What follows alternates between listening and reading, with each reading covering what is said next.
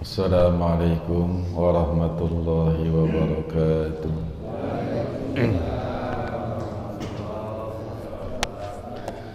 Bismillahirrahmanirrahim. Alhamdulillahi wa kafa. Wassalatu wassalamu ala sayyidina Muhammadinil Mustafa wa ala alihi wa sahbihi ahli sidqi wal wafa. Hadratal Mukarramin, jajaran DKM Masjid Al-Hikmah, para asatid, para guru, para orang-orang tua, Bapak Haji, Ibu Hajah, jamaah salat subuh yang insyaallah diberkahi oleh Allah Subhanahu wa ta'ala. Alhamdulillah, pada kesempatan pagi hari ini kita dapat bertemu bersilaturahmi dalam rangka menunaikan ibadah salat subuh berjamaah. Mudah-mudahan amalan ibadah kita diterima oleh Allah Subhanahu wa ta'ala. Salawat beserta salam mudah-mudahan disampaikan kepada Nabi akhir zaman, Rasul pilihan, yaitu Nabi kita Muhammad sallallahu alaihi wasallam, dan atas keluarganya, sahabatnya, serta mudah-mudahan kita sebagai umatnya mendapatkan syafaatnya di yaumil qiyamah nanti. Melanjutkan kajian tafsir kita, masuk pada tafsir surat Al-Ghasyiyah. Surat Al-Ghasyiyah yang punya ada 26 ayat, diturunkan di Mekah, artinya Nabi belum hijrah. Tema surat ini berbicara tentang nikmat Allah bagi yang taat dan siksaannya bagi yang maksiat, dan menggambarkan situasi pada hari kiamat nanti, yang intinya Allah menjelaskan bahwa yang menjadikan manusia itu berharga hanya karena dia punya nilai kebaikan.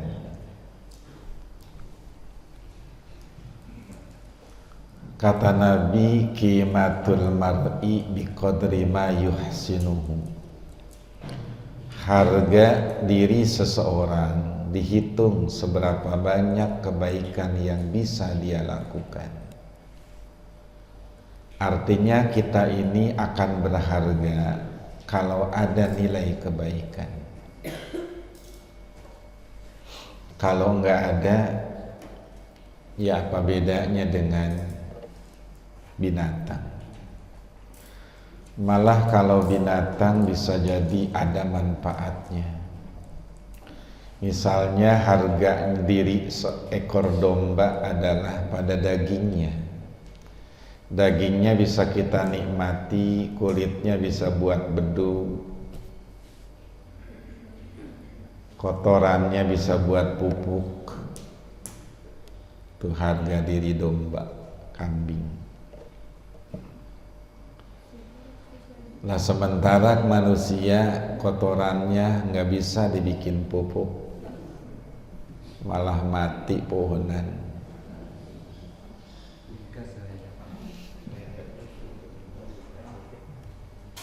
Harga diri walet itu pada ilernya. Walet itu ilernya mahal, Pak. Itu harganya dia. Nah, kita iler kita jangankan dijual, dibagi aja orang nggak mau.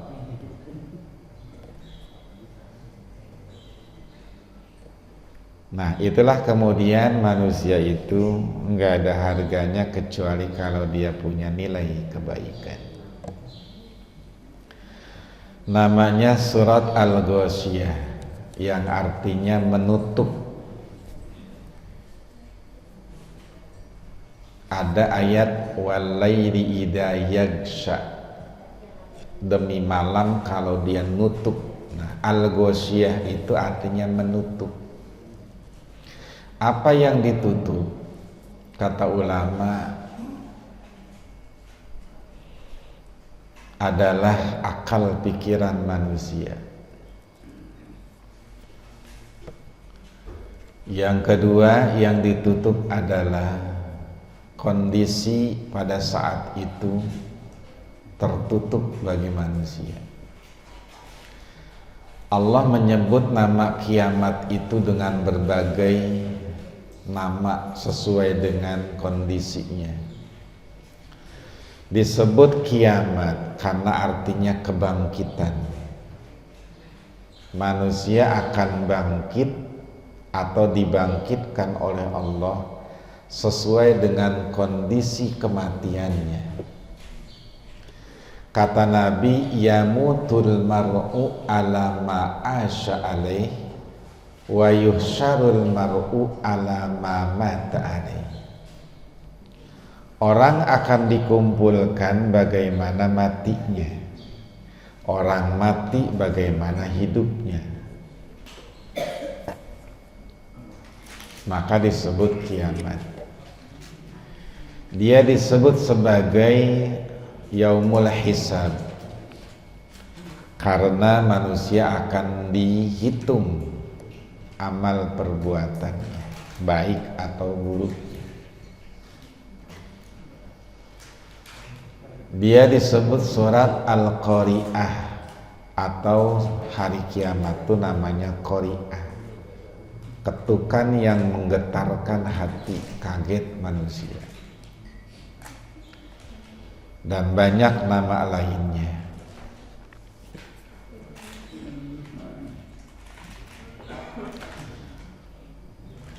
Ayat yang pertama, hal ataka hadisul ghasyiyah.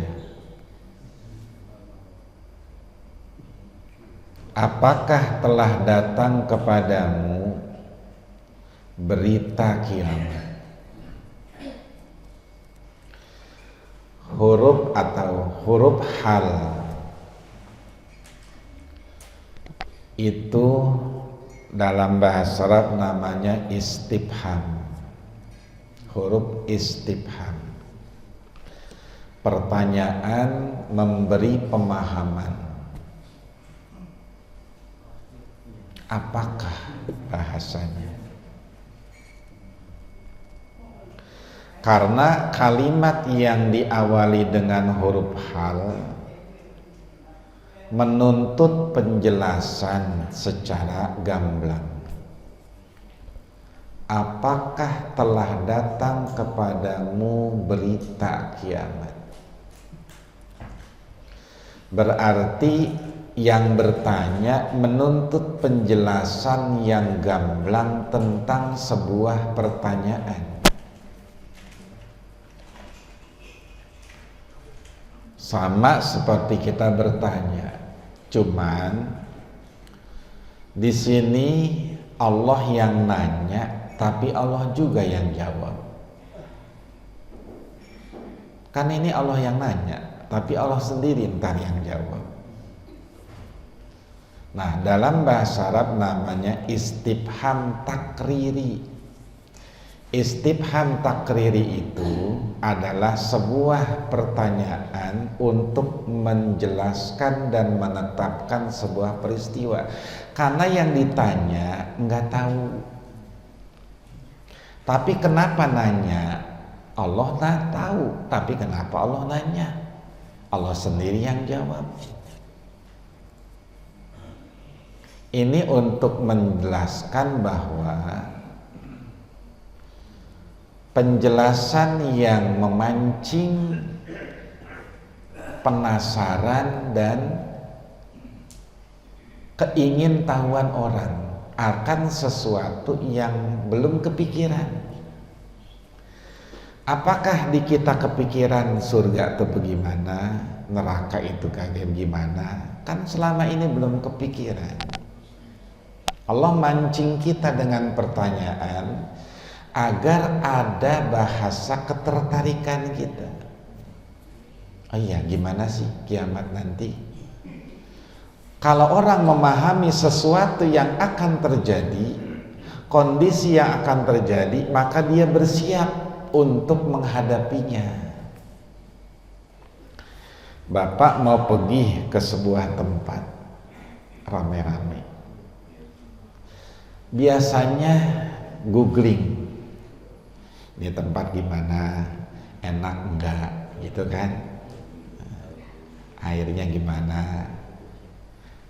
Atau survei langsung. Nanti satu RT berangkat piknik, maka timnya survei dulu.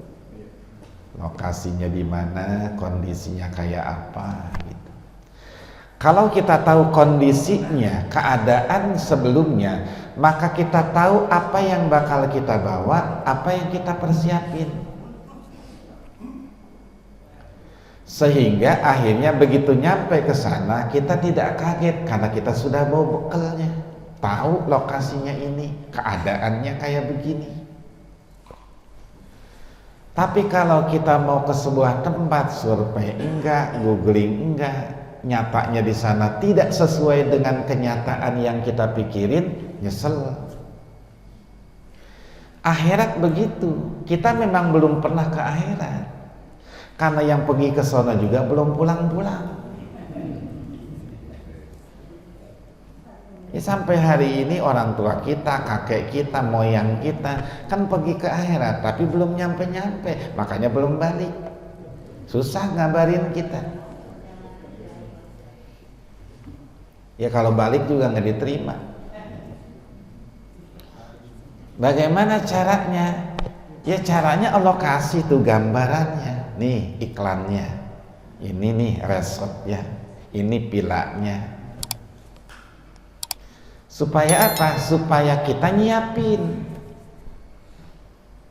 Fatajawwadu fa inna khairaz zadi taqwa. Berbekallah kamu, gitu kan kata Allah. Kita nggak mesti nyiapin beras, ikan asin, tempe, tahu. Di sana nggak laku. Yang kita persiapkan intisari daripada materi dunia, yaitu nilai dari kebaikan benda yang kita miliki. Akhirnya kita, oh di akhirat begini, ada kiamat. Allah jelasin tuh, Allah jelasin gamblang. Oh ini kiamat begini, di surga begini, di surga di neraka kayak begini. Ayo mau tempat yang mana? Allah mah jelas tuh. Wahadainahun najdain. Kami tunjukkan dua jalan nih. Ini ke sono ke surga, yang sono ke neraka. Bapak mau jalan mana? Gitu. Kan jelas tuh. Makanya kalau ada orang yang sudah dijelaskan begitu, kemudian masih nyasar juga, udah digamblang, Allah bikin tuh penjelasan dengan secara gamblang, masih nyasar juga, masih salah juga, masih kagak punya bekal juga, ya kan Mbak Oon. Kita tahu di tempat itu airnya nggak bagus, tempatnya kayak begitu, masih nggak nyiapin juga, kan berarti bego. Makanya bahasa orang kafir begitu masuk neraka itu dalam surat Al-Mulk. Lau kunna nasma'u aw naqilu ma kunna fi ashabis. Kalau kami mikir dulu waktu di dunia, atau denger nih kata Nabi begitu, lalu kami pikir kami enggak akan jadi ahli neraka gitu kan. Tapi kan nyeselnya udah di sono. Mau balik lagi pergi mana? Nggak mungkin. Nah berarti orang yang sudah dikasih gambaran jelas oleh Allah tentang situasi akhirat dan kiamat masih tidak mempersiapkan dirinya juga, nggak mikir hidupnya gitu. Khatamallahu ala qulubihim wa ala sam'ihim wa ala absarihim gishawa. Gishawa sama dengan gosiyah itu. Allah tutup tuh matanya, telinganya, hatinya ketutup, ya kagak bisa mikir. Kenapa tidak bisa mikir? Karena tidak peduli dengan apa yang dijelasin. Kita kalau nonton sesuatu yang kita nggak seneng, ya udah lewat gitu aja kan. Scroll. Di HP kan begitu. Ini kita nggak suka, dorong. Tapi begitu nemu yang kita menarik, wah, gitu kan. Nggak penting mah, delete. Nah, karena kita iman kepada Allah, percaya kepada Allah, intinya kan iman, percaya. Apa yang Allah beritakan itu kita percaya, maka kita tertarik akhirnya. Oh iya. Karena kita iman kepada Rasul, percaya dengan apa yang dibawa oleh Nabi, percaya dengan yang disampaikan oleh Rasul, percaya dengan apa yang Allah sampaikan, maka kita fokus. Makanya kita sholat, kita puasa, kita zakat, kita sedekah, kita silaturahmi, baca Quran, kita zikir, karena kita tahu itu benar. Kenapa? Sesuatu benar walaupun belum pernah kita lihat, kita alamin, tapi karena yang bawa berita itu adalah orang yang kita percaya, kita nggak perlu menyaksikan. Nah, siapa yang telah menyaksikan akhirat coba? Kan belum ada. Hanya berita. Tapi karena yang bawa berita itu adalah orang yang benar, orang yang jujur, maka kita percaya. Walaupun kita belum pernah lihatnya. Sebab apa? Digambarkan dengan jelas dan gamblang sesuai dengan pikiran kita. Akhirnya kita terima. Kita dapat berita dari itu. Di sana depan polsek ada yang tabrakan, tuh begini tuh. Yang bawa berita kita percaya dia orang yang jujur, nggak bohong, maka seolah-olah kita ngelihat langsung dengan bahasa dia, dengan penjelasannya, sehingga kita bisa mereka tuh dalam pikiran kita, oh begitu kejadiannya. Mobil tabrakan, kepala supir sama kenek misah.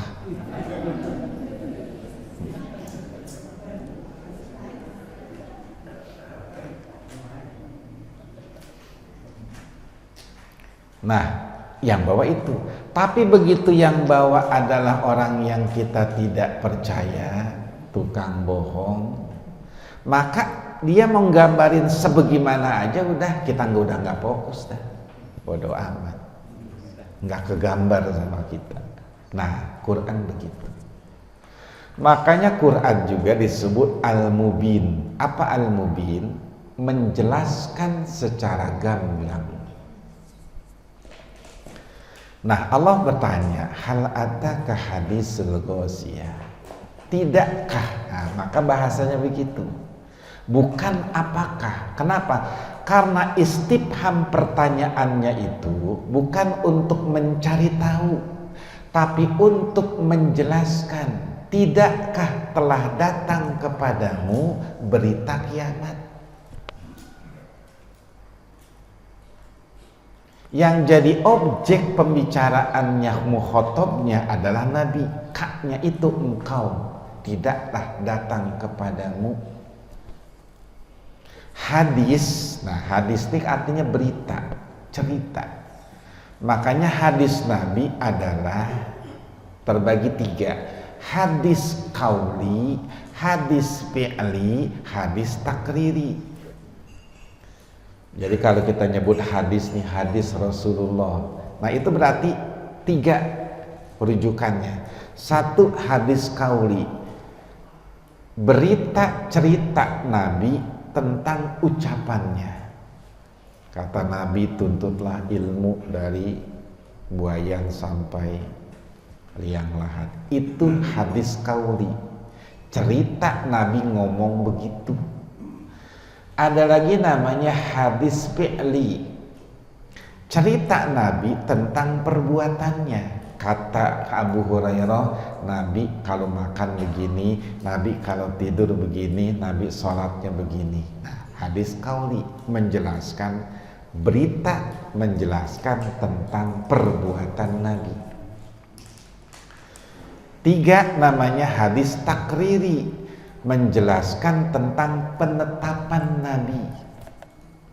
Nabi menetapkan ini halal, ini haram, ini makruh, ini sunnah. Itu. Nah, sama berarti berita kiamat itu sudah dijelaskan oleh Allah. Namanya Al-Ghasyiyah. Ayat kedua, wujuhu yawma izin khasyi'ah.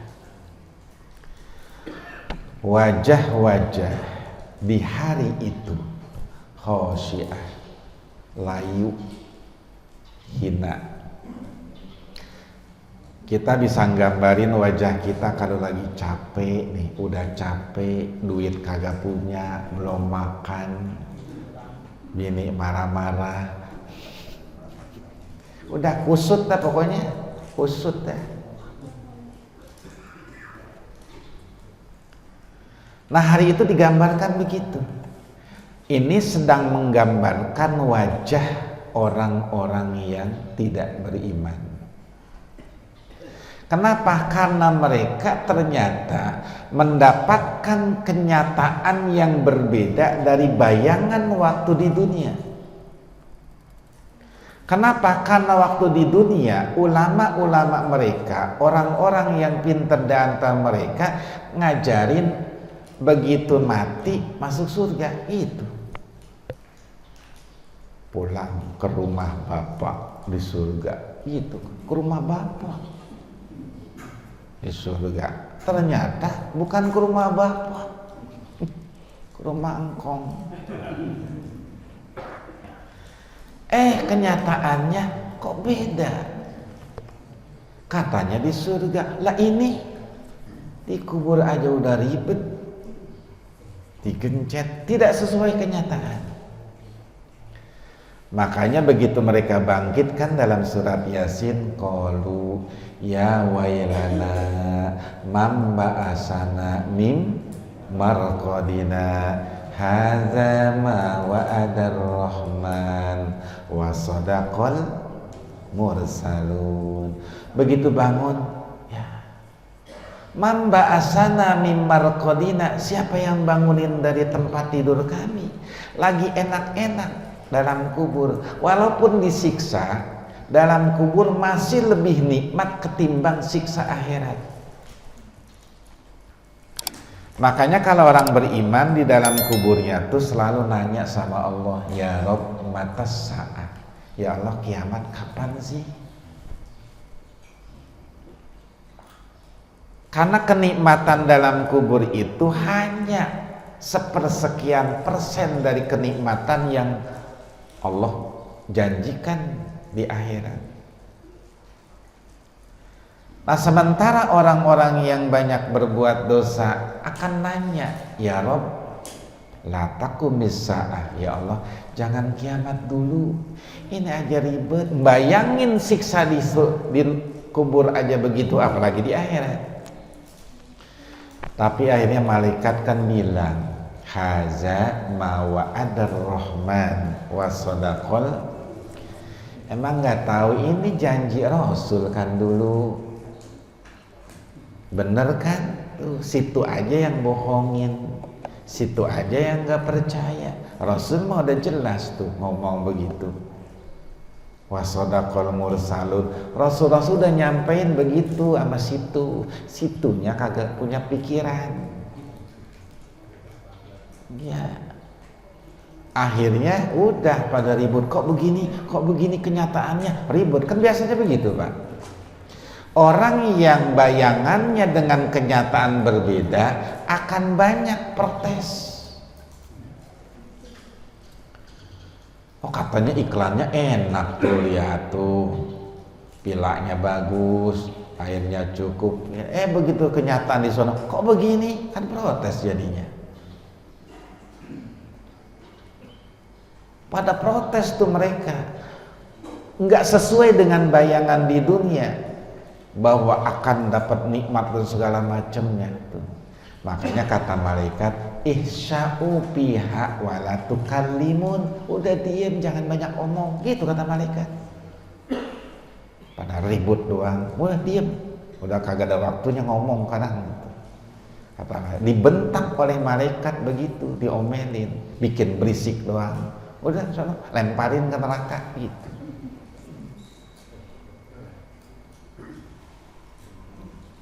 Nah, inilah kemudian Allah Subhanahu wa taala, walaupun surga dan neraka akan beda dengan apa yang kita pikirkan, tapi setidaknya Allah ingin mengiklankan kepada kita situasi yang akan kita hadapi nanti. Supaya apa? Supaya kita cukup bawa bekalnya. Jangan sampai sudah sampai di lokasi kita nyesel enggak bawa bekal, sementara untuk pulang tidak mungkin lagi. Akhirnya yang ada cuman penyesalan. Ya di mana-mana juga yang namanya nyesel mah belakangan. Karena kalau depanan namanya pendaftaran.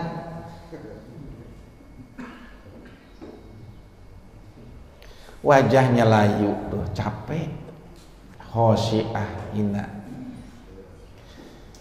Kalau kita hadir di sebuah tempat, Pak, tidak dihargai, tidak ditanya, enggak diperduliin, bagaimana rasanya? Sedih kan? Udah jauh-jauh datang, ditanya enggak, dihargain enggak, disuruh makan enggak, mau pulang gimana? Maka tergambar oleh wajah. Makanya yang Allah sebut ini adalah wujuh, jamak dari wajah. Kenapa? Senang dan sedihnya seseorang itu digambarkan lewat wajah.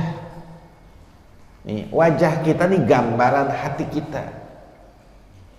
Orang punya duit sama enggak punya duit, wajahnya beda.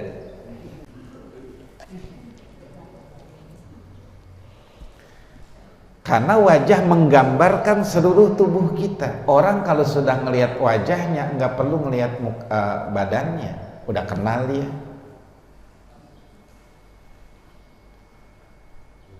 Nah, Allah gambarkan dengan wajah itu, di mana akan ada nanti perbedaan wajah orang-orang yang tidak beriman. Mereka akan kusut wajahnya, ditambah nanti begitu masuk neraka dirubah wajahnya oleh Allah. Oleh sebab itulah maka kemudian Nabi mengajarkan kepada kita untuk membasuh wajah kita agar wajah ini punya cahaya. Dulu guru saya tuh ngasih doa kalau kita mandi, cuci muka, doanya begini, Rabbana atmim lana nurona waghfir lana innaka ala kulli syai'in qadir. Ya Allah, sempurnakan bagi kami cahaya kami dan ampuni dosa kami, Engkau Maha Pengampun. Gitu, supaya wajah kita bercahaya nanti, ada sinar cahayanya sehingga wajahnya cerah gitu. Apalagi kemudian kalau orang mukmin nanti akan berbeda wajahnya dari orang-orang kafir. Ini sedang menjelaskan wajah orang-orang tidak khosyi'ah, tertunduk hina. Bapak lihat nih di TV, garong, begal, kejem bener Pak, galak bener. Coba kalau udah ketangkap polisi, coba deh, Bang Jago nih, Bang Jago. Kalau udah ketangkep, gini aja tuh. Mana kejagoannya? Mana yang tadi galak tuh mana? Jago kandang doang. Udah ketangkep hanya begini aja tuh. Khosyiah tuh udah bahasanya begitu, khosyiah, indah gitu. Udah nggak ada harga dirinya. Nah, begitu orang kafir menemukan kenyataan di akhirat tidak sesuai dengan pikirannya, maka lemes semuanya. Bahkan di dalam ayat lain dikatakan bahwa mereka tuh gigit jari. Gigit jari. Orang kan kalau gigit jari berarti lagi sedih, nyesel, itu gigit jari.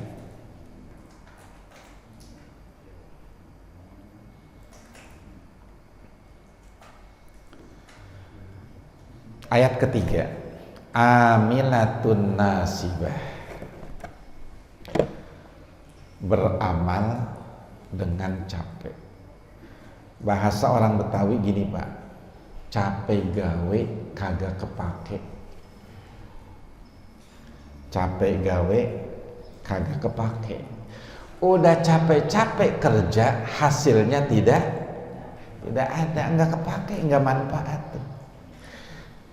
Emang orang yang non muslim, orang yang tidak beriman kepada Allah tidak berbuat baik mereka. Sedekah rajin, bantu orang rajin, coba. Tapi semua kerjaan dan amal kebaikan itu nggak ada harganya di akhirat. Nah, bagaimana rasanya kalau kita udah kerja capek-capek nggak dihargain, nggak ada manfaatnya, nyesek kita. Ibu udah masak dari pagi, beli sayuran, siangin sayuran, ikan udah disiapin, segala macam. Pengennya suami, anak-anak makan. Kalau dimakan seneng hati gitu kan.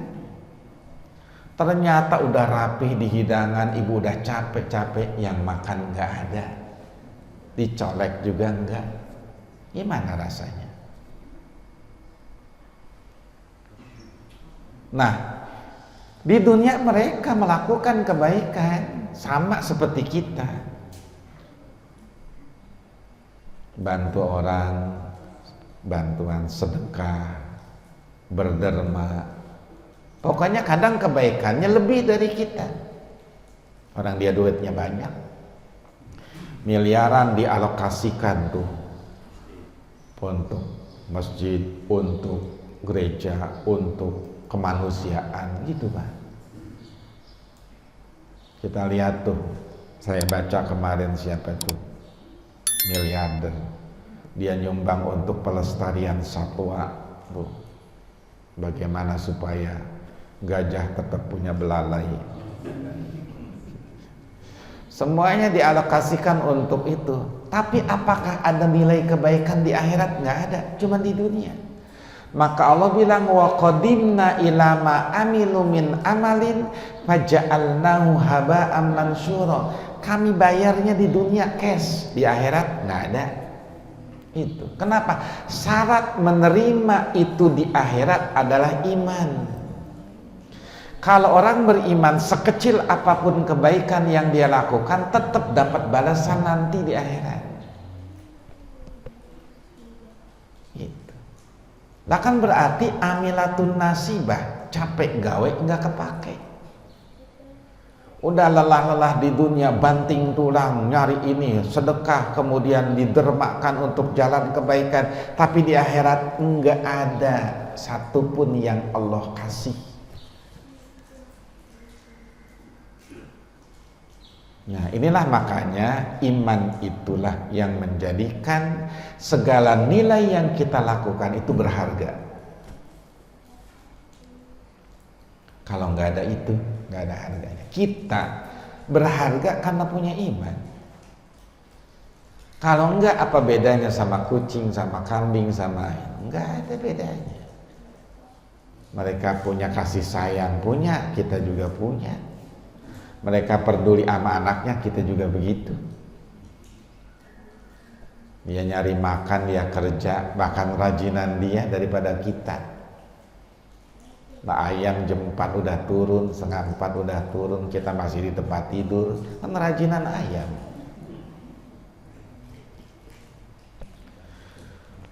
Nah, amilatun nasibatu, capek-capek yang mereka lakukan di dunia, kerja keras untuk ibadah, itu nggak ada harganya. Lemes, akhirnya wajahnya lesu. Udah, tinggal penyesalan yang ada. Ya hasratan, wahai kerugian, udah rugi.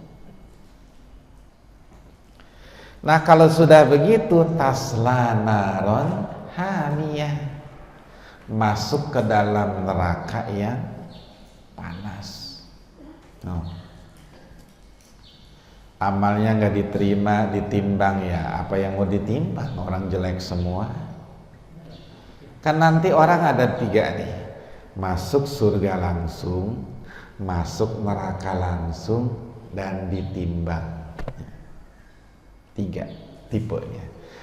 1, masuk surga langsung, karena memang kebaikannya dominan. Kalaulah ada dosa, ya paling hanya 20%, 80%-nya kebaikan semua. Ya mereka masuk ke surga langsung. Ngapain ditimbang? Udah jelas orang bagus semua. Yang ke neraka langsung. Kenapa? Yang ngapain ditimbang? Memang jelek semua. Ya, kalau udah jelek semua, mengalir, lemparin aja ke sampah gitu kan. Bapak kalau ada tempat sampah, yang ngapain dipilih-pilih lagi, lempar aja udah. Karena nggak ada yang bagusnya. Masuk neraka langsung. Ada yang mesti ditimbang nih. Ini untuk memastikan keadilan Allah Subhanahu wa ta'ala. Kebaikannya ada, keburukannya ada. Udah, timbang dulu dah. Ya. Kira-kira nilai kebaikannya ini bisa ditoleransi, dapat tambahan, atau kesalahannya bisa dikurangin gitu. Udah, Nabi diri di depan kalau umatnya timbangan. Ya Allah, ya tuh, oh itu, iya itu umat saya dari Reni Jaya, jamaah Masjid Al-Hikmah, iya itu dia. Ada kejelekan, ada ya Allah, ngomen mulu. Kebaikannya ada juga. Nah, timbang dah tuh. Tinggal bagaimana, bagusnya berapa, jeleknya berapa. Kata Nabi, ya Allah tambahin ya Allah, biar saya tambahin kesiannya. Bangun malam-malam kadang, baca sholawat, sedekah, udah jalanin sunnah saya ya Allah, tambahin itu. Itu timbangan. Bahkan ada di dalam surat Al-A'raf itu amalnya sama. Dosa 50%, pahala 50%. Sama nih. Nggak kemana-mana, ditaruh di Jabal A'raf. Makanya ada surat Al-A'raf itu, Jabal A'raf namanya, gunung antara surga dan neraka. Taruh di situ. Nah, begitu nengok ke surga, ya Allah saya pengen di situ, enak bener. Begitu nengok ke neraka, akhirnya ujung-ujungnya minta juga sama Allah, ya Allah ke sono aja. Saya minta ke sono aja, ke surga aja. Ya karena Allah Rahman Rahim, dikabulkan permohonannya. Kenapa? Karena ada nilai kebaikan tadi, iman. Walaupun kecil itu tetap dihargai sama Allah. Makanya bahasa Allah, paman sakurat mawazinuhu fahuwa fi isatir radiyah. Atau wa may ya'mal misqala dzarratin khairan yarah. Kekecil apapun kebaikan itu bisa nolong. Makanya Nabi mesen jangan pernah meremehkan kebaikan walaupun kecil. Ketemu dengan orang senyum itu udah kebaikan namanya. Nilainya bisa ngangkat derajat orang di dalam surga nanti. Nah, apa syaratnya tadi? Iman aja udah pokoknya. Nah, mereka akan masuk ke dalam naron. Kalimat naron itu kata bentuk kalimat umum. Bentuk kalimat umum itu menunjukkan bahwa kondisi neraka itu bisa jadi ada di dunia.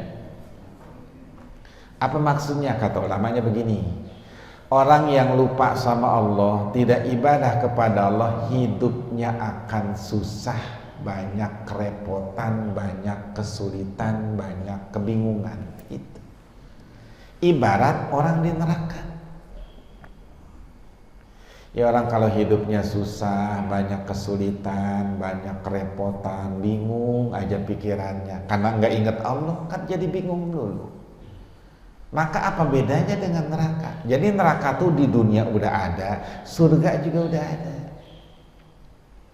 Kata Ibnu Taimiyah, orang yang tidak masuk surga di dunia, dia tidak akan masuk surga di akhirat. Emang mana surga dunia? Dua katanya, majelis ilmu dan majelis zikir. Nah, itu namanya surga di dunia. Kalau orang sudah masuk surga di dunia, sering kumpul di majelis ilmu, di majelis zikir, maka pasti dia akan masuk surga di akhirat nanti. Nah, Allah gambarkan kalimat naron hamiyah, api yang sangat panas. Ya, di mana-mana juga api mah panas. Ini penegasan Allah. Kenapa pakai disebut hamiyahnya yang artinya panas? Sebab panasnya neraka akan sangat beda dengan panasnya api dunia. Kenapa? 99% panasnya api akhirat, hanya 1% yang ada di dunia. Belum seberapa. Lah kalau jarak 1 bulan kita udah ngerasa panasnya bagaimana coba? 3000 tahun itu api neraka Allah hidupin sampai hitam, dari mulai merah, biru sampai hitam, saking panasnya.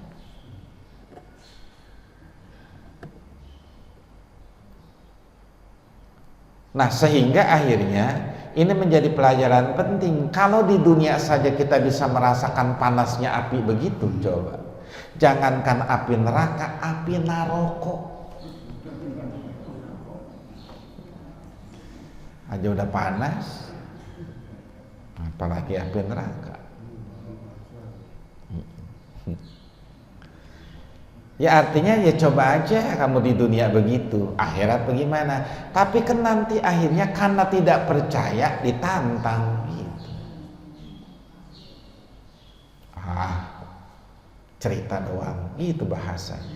Makanya orang kafir bilang asatirul awalin, cerita-cerita dongeng itu mah. Itu Al-Quran tuh dianggap cerita dongeng. Kenapa? Karena tidak percaya kepada yang bawa berita. Kita kalau percaya kepada yang bawa berita, berita apapun kita percaya. Nah, makanya puncak dari semuanya adalah iman.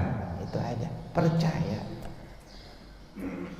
Makanya Allah menggambarkan dirinya, Rasul menggambarkan dengan sifat-sifatnya supaya kita percaya. Itu aja udah. Kepercayaan itu justru bisa menyelamatkan kita.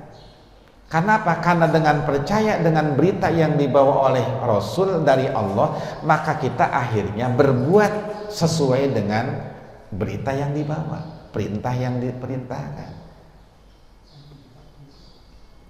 Ayo berbekal, ayo sholat, ayo puasa, ayo zakat, ayo sedekah. Buat apa ya Rasul?